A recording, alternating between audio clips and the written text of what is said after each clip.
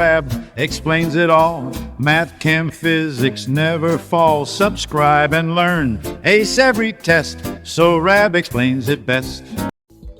Hi everyone, I hope you are doing well. Welcome to this video and welcome to my channel. In this video we are going to talk about the static electricity. We are going to learn how objects can be charged with the static electricity and what types of objects are able to hold this static electricity, and when do we have two charged objects, when do we have repulsion, and when do we have attraction. Okay, without wasting any more time, let's jump into today's lesson. Before I start talking about the static electricity, it's important to learn some basic concept that I'm sure most of you are familiar with, that about the atom. Of course, we are going to start with the definition of atom, and I'm sure that you have heard that several times. The definition of atom is the smallest unit of an element that retains its properties. It is really important. It means atom has the same characteristics as the main element, the main object. Okay, but what does it mean? We have heard this definition several times, but we do not sure what does it mean. Assume that we have a piece of iron. Of course, we are able to break it into smaller pieces, and we can continue that. If we assume that we are able to continue this process, we have enough equipment to continue this process, finally, we are gonna reach to the atom of iron. This is the smallest unit of iron that has characteristics, properties of iron. There is a question here. Can I break this atom? Of course I can. Nowadays, we know that we are able to break the atom. So, if we can break the atom, why do we call it the smallest unit of an element that retains its properties?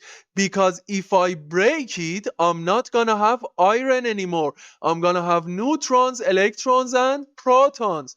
So, those particles are not going to retain its properties, the properties of iron. And in some of the materials, the smallest unit that retains its properties is gonna be molecule. As you definitely know, atoms are made of three smaller particles.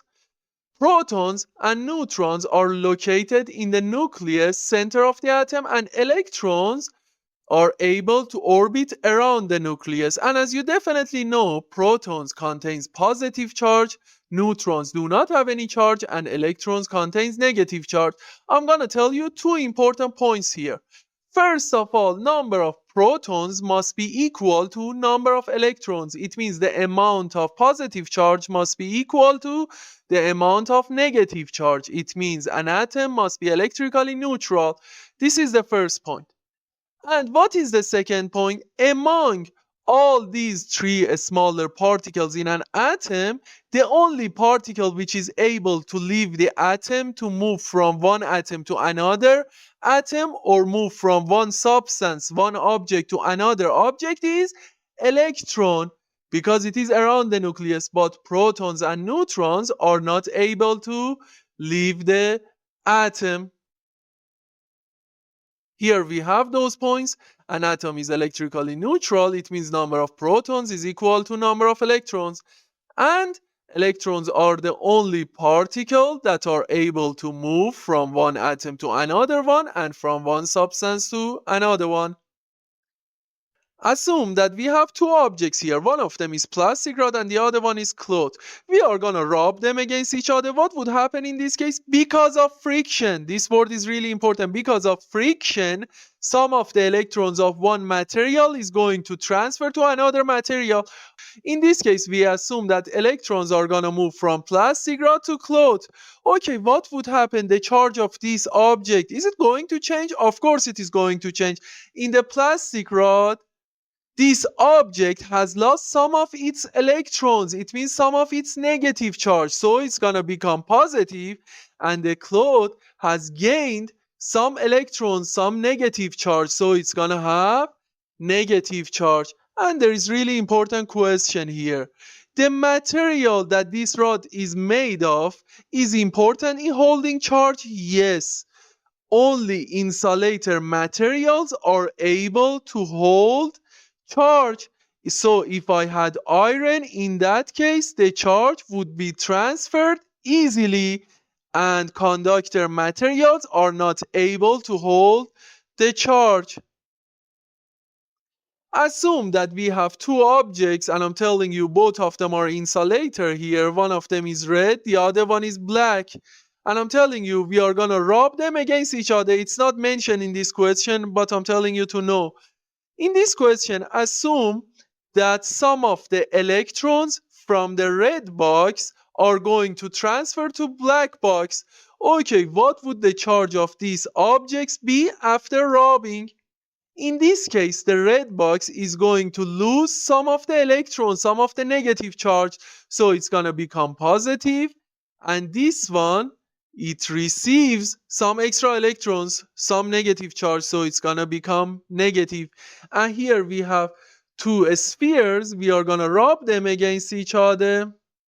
Some of the electrons from green sphere are going to move to the blue sphere because of the friction, and both of them are insulator. It means both of them are able to hold static electricity, to hold charge. In this case, what would the charge of these objects be? This green sphere has lost some of the electrons, has lost some of the negative charge, so it's going to become positive, and the other one is going to become negative because it has received some extra negative charge. There are two key points here. First of all, electrons move because of friction, and I told you this point before. And another one, only insulator materials can hold the static electricity. So if you have two irons and you rub them against each other, yes, at the beginning they may be charged for a small moment, but after that they are gonna transfer that charge and they are not able to hold static electricity. Assume that we have two objects. This is the first one and this is the second one. Both of them are insulator. I bring them close to each other. What would happen? Because both of them have positive charge, they would say, I do not need more positive charge. I already have positive charge. You are not interesting for me. So what would happen in this case? In this case, they are going to push each other away and we are going to have repulsion. Assume that we have two insulator materials, both of them contain negative charge. We bring them close to each other. In this case, what would happen? They would say, I already have negative charge. I don't like it anymore. You are not interesting for me. So they are going to repel each other and we are going to have repulsion. So if two objects contain like charge, they are going to repel each other. And assume that we have two insulator materials.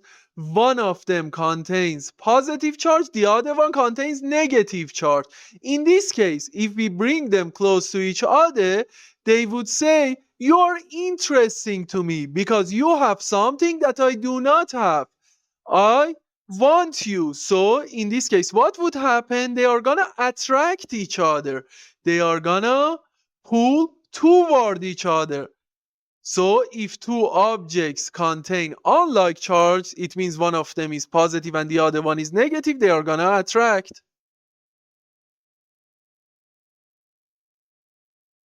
Let's solve some questions with each other. In which of the following materials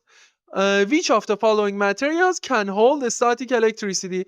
I told you what type of materials can hold the static electricity?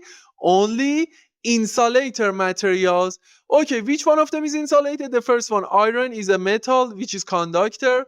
Carbon is the only non-metal which is conductor. Silver is conductor, but plastic is insulator, so it is able to hold static electricity. Some other examples of famous insulators are wood and glass. In which of the following figures does attraction occur? Look at the first one. If we want attraction, it means objects must have unlike charge. The first one has positive and the second one has positive. Because both of them has positive and both of them has like charge, it means they are gonna repel.